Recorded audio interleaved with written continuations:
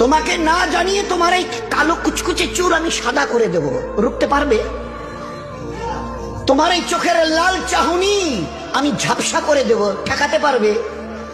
তোমার এই লোহার মতো মজবুত দাঁত 32টা 16 একটা একটা করে ট্রান্সফার করিয়ে দেব, তোমার কাছে কোনো পারমিশন নেব না, ধরে রাখতে পারবে?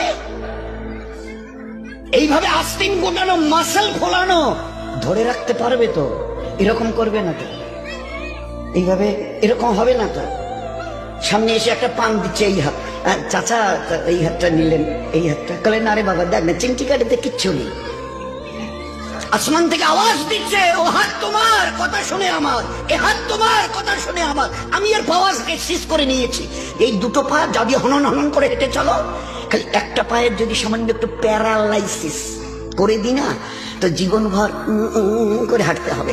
বেডরুম থেকে নিয়ে বাথরুম একদম লাগালাগি, অ্যাটাচড, আমরা বলি না অ্যাটাচড।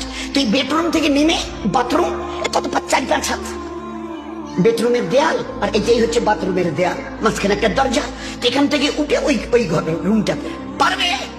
আছে পাওয়ার? কিসের দেমাগ তোমার? কিসের এই অহংকার তোমার?